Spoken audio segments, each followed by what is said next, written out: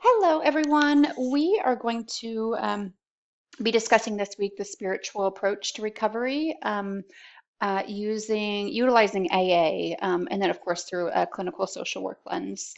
I wanted to let you know that I have locked the dogs out of the office, so hopefully you won't hear as much background noise. I do apologize, but I appreciate the funny comments related to them. So let's start with the process of trying to understand AA using a spirituality or a spiritual foundation. So, just a brief history of AA. Let me actually flip through the next slide. Okay, so the historical roots of AA emerged from somebody called the Oxford Group. Well, they eventually named themselves the Oxford Group, and they emphasized spiritual principles during the attempt to become sober. So early members sought this spiritual solution to alcoholism specifically, and of course there have been several things that have been derived from the AA model that we use both as clinicians and for members of the community. So, just history again in AA's roots. So, it was founded all the way back in 1935 by a guy named Bill Wilson and then a guy named Dr. Bob Smith. So, these were two men who struggled with alcoholism and found sobriety through mutual support. So, they kind of held each other accountable through their sobriety journey. AA's foundation was deeply intertwined with spiritual principles, particularly drawing from a Christianity framework during its early years. The founders believed that there was a connection between a higher power and shared group support. So, when we discuss the 12 steps a little bit further, that will become a bit more evident. This this again, the 12-step program was developed in the early days of AA.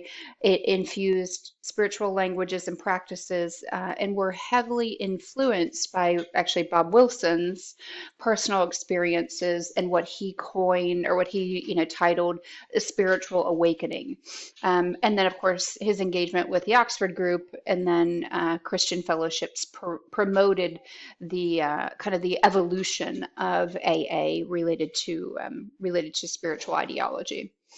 So the concepts of a higher power in kind of a modern day context related to AA, it encourages participants, so members or people that are going to AA meetings, to recognize that there's a higher power, and which can be interpreted according to people's belief systems. So it's not necessarily just that there is a Christian God, but the fact that there is a higher power.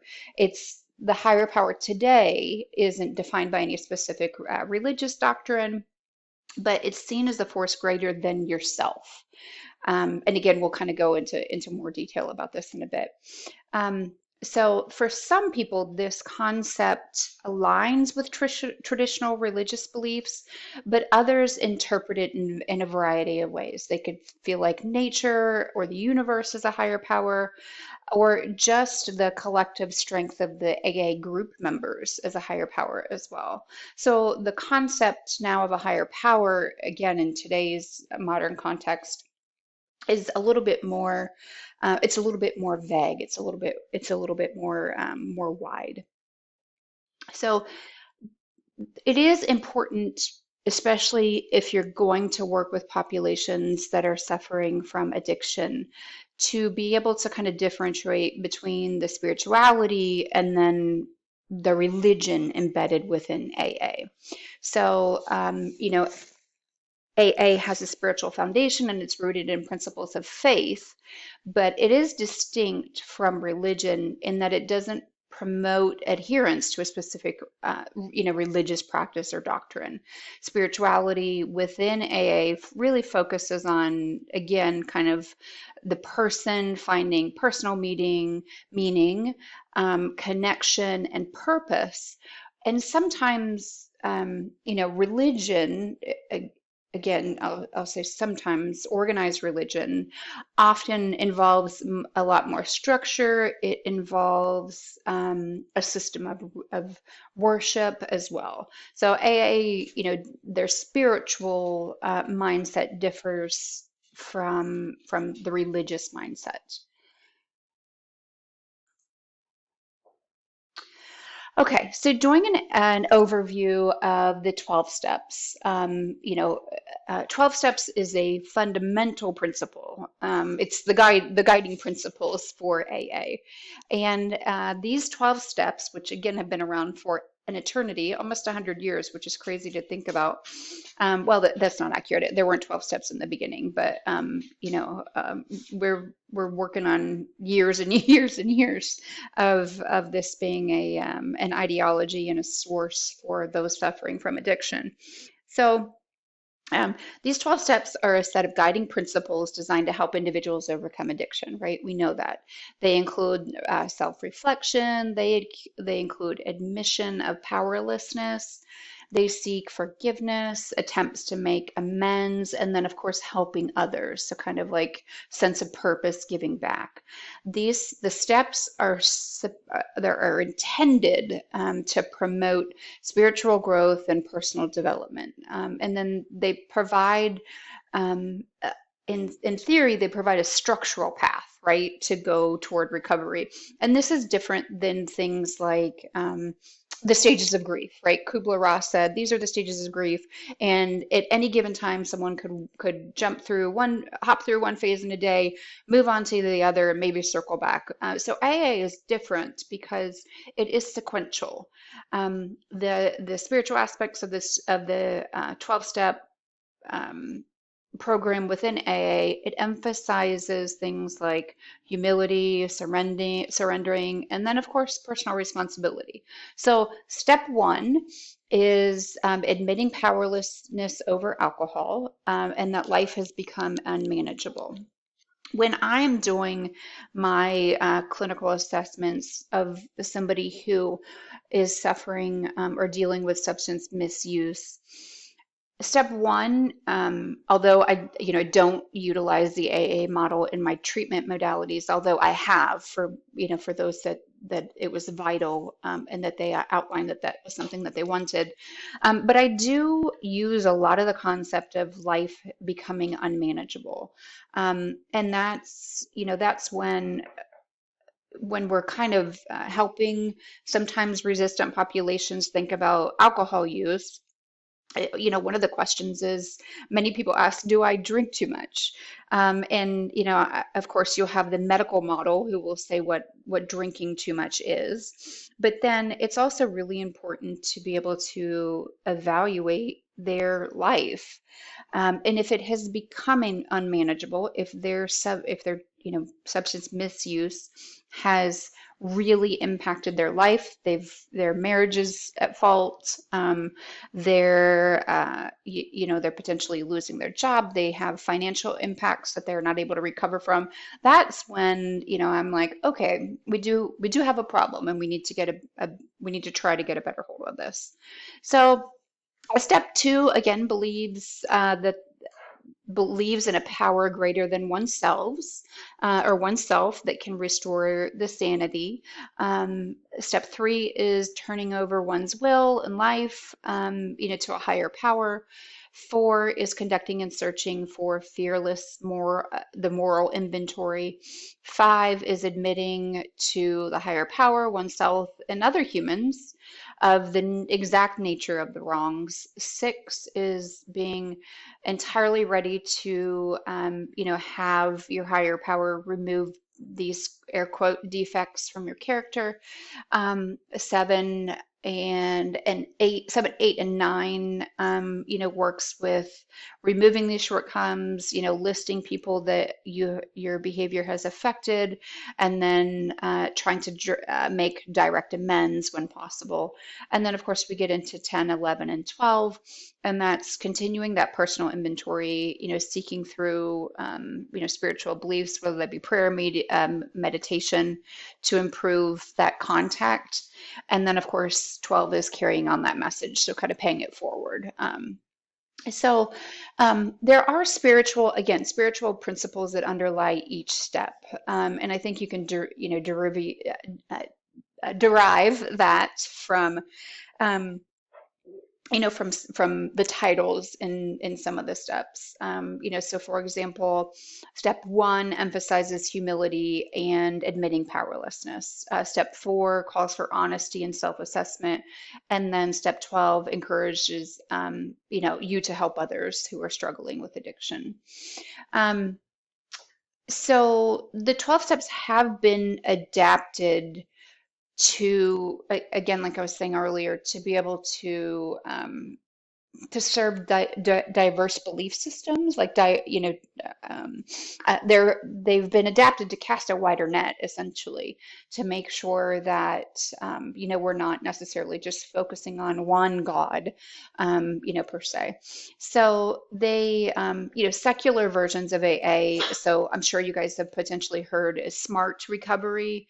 Of course, focuses on foci on evidence-based practices and the empowerment of individuals. Is also something that they definitely encourage. So, where does clinical social work come into um, come into play when we're working with clients who are actively engaged in the AA model, or thinking about, so contemplation about that AA model?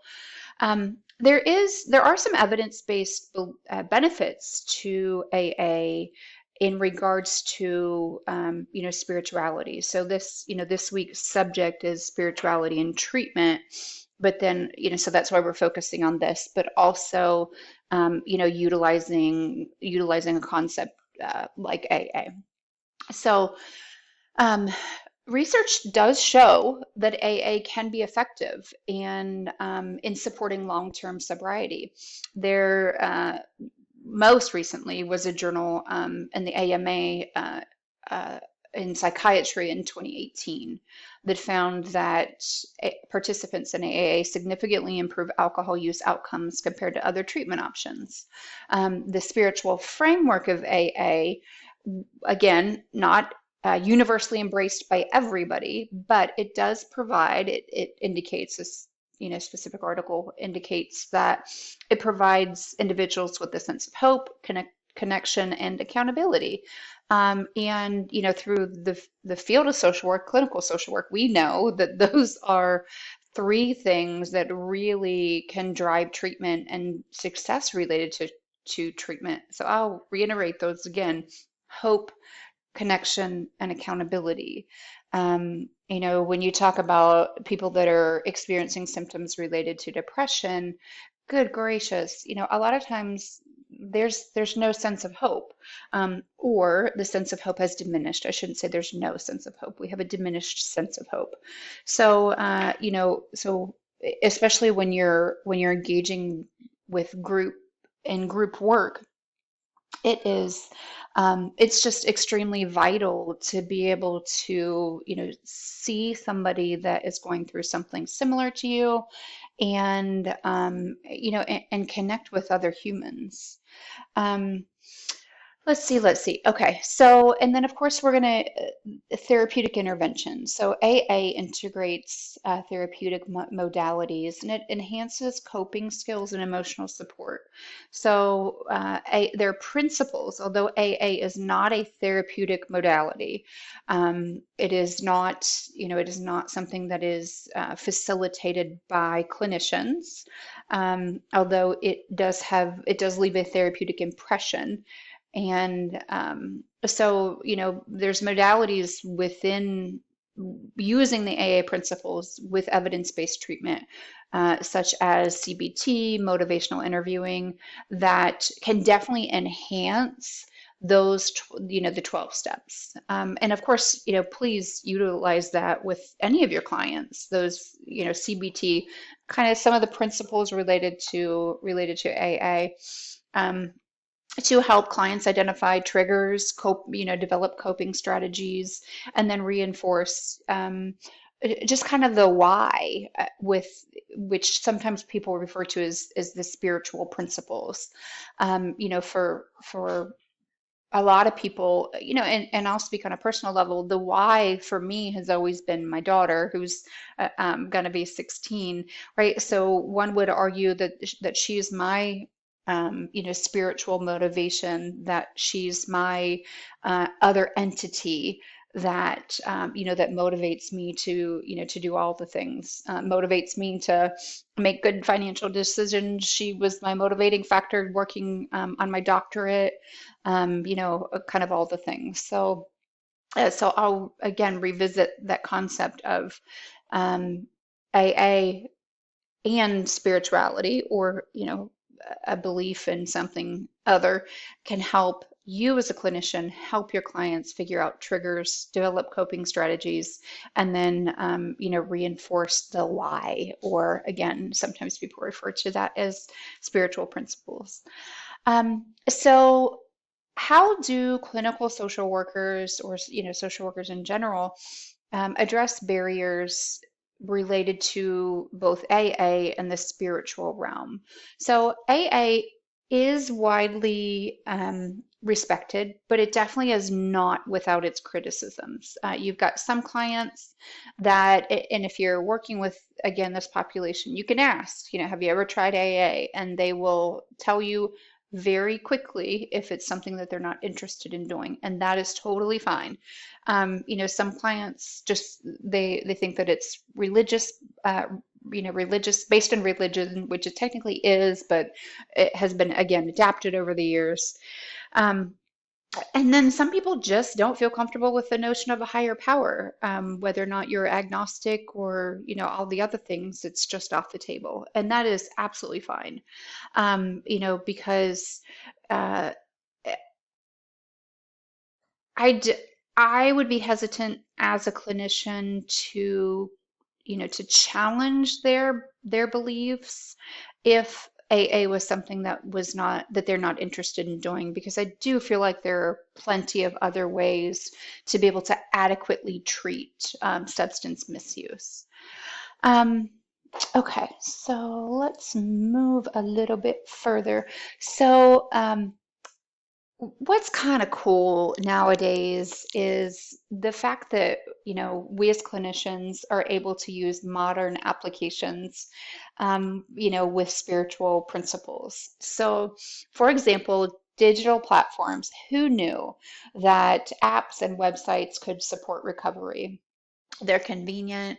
There's substance tracking apps that you can, that will tell you every day, 1 day sober, 2 days sober. There are apps that you can focus on triggers. It's so cool how technology has really impacted our ability and convenience to be able to kind of manage things. Now, you guys are very smart, so you know that there's a downside to that as well, but it really is honestly pretty cool. And then, of course, in recent years, we have their platforms like In the Rooms, Sober Grid, like AA is virtual. This happened specifically during the pandemic a couple of years ago. There are some really, really cool things that we've been able to do with technology that help provide services to people who would otherwise have to drive an hour and a half for a meeting, or would not be able to attend a meeting, period, because they didn't have a means of transportation. And then finally, related to this slide, mindfulness. So incorporating mindfulness and mediation practices is something that we often do as clinicians nowadays. Probably not, I shouldn't say probably, definitely was not as popular 20, 30 years ago. But again, there are apps for this. There are apps that you can download on your phone that will give you positive affirmations. There are apps that talk about, frequency and sound, that are fascinating as well. Yes, yep. So all kinds of cool things going on. We could honestly do a topic, by ourselves with that.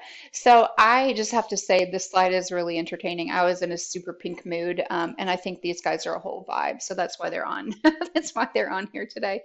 So a lot of you reflected in your discussion last week about kind of some celebrities. So I thought let's tie in celebrities influences with advocacy. So some of the cool things, kind of unintended consequences that everybody is, I think, onto now, which is not a bad thing, is that there are a lot of high profile individuals that share their experiences, not only with AA, but just with treatment in general.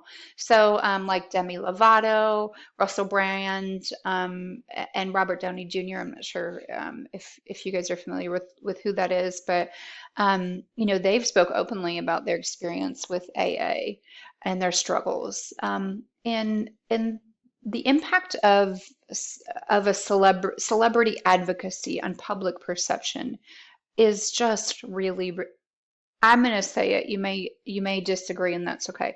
I think that it's really, really, really awesome. Again, if we're following the mindset that when we suffer from addiction, misuse, mental illness, anything, divorce, loss of a baby, anytime you can feel like you're not alone is so very, very, very helpful.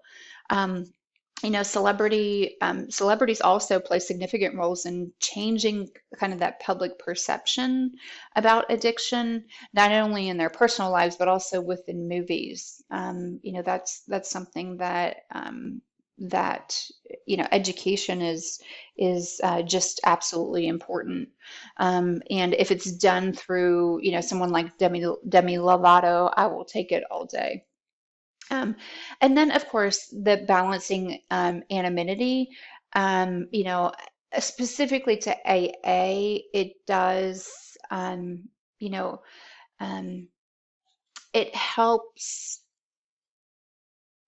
It helps clients, people, navigate tension with supporting recovery while respecting personal boundaries. So I do appreciate that ideology, related to AA and spirituality. So another kind of thing that I wanted to focus on was social media's impact on recovery. So absolutely, again, you could argue this either way, but if we're looking number one for positive support, the use of social media in recovery can be a very powerful tool. Platforms like Instagram, Twitter, TikTok allows people to share their experience. When you think about, Jelly Roll is a country music artist, and he's talking about his weight loss journey. And he's using his platform, for the most part, to be able to hold himself accountable related to weight loss. Um, then we also have the social medias, influencers promoting sober lifestyles. So there are a ton of personalities out there that have been sober, and again, they use their platform for that. And then others that you maybe wouldn't guess. I'm not sure if you guys know Keith Urban, the artist. Again, I think he's primarily country music. So he had a long battle with substance use, it's pretty significant substance use, and he has been sober for many, many moons now. So there are people out there that everyone is like, oh, I know them. Did you know? And then, of course, three being the authenticity. And, a lot of times social media, I apologize, I needed to take just a quick drink. Social media, um, oh my goodness, sorry. My throat is going. So social media does have its benefits. It also carries its risks, with of course, people being what we call keyboard warriors, you know, uh, not understanding that there's a human behind, you know, kind of the nasty comments that you're potentially making as you're watching. There also is the risk of oversharing, and then portraying an idealized version of recovery. So recovery for everybody for not one person is the same. It is not pretty. And you know, sometimes when we have so much self-doubt, it's really challenging to you know, to look at somebody else who seems on social media to be doing it so eloquently, but in real life, you know, it's not pretty. You know, they're doing it because of social media. So when we're thinking about integrating spirituality in our practice as clinical social workers, you know, incorporate the elements, use those spiritual elements in treatment, make sure you're tailoring those to your client's belief. Related to cultural competency, respect those diverse spiritual backgrounds, adapt approaches sensitively, and you know, if it's a cultural belief that you're just not comfortable with, make sure, or you don't feel competent, make sure that you are referring them out, and then continually educate you know, yourselves. Enhance your skills in the area related to spirituality and its you know, its purpose in treatment. Um, yeah, yep. Okay. Well, I hope this week was really helpful. I apologize for going long. And we'll see you guys again next week.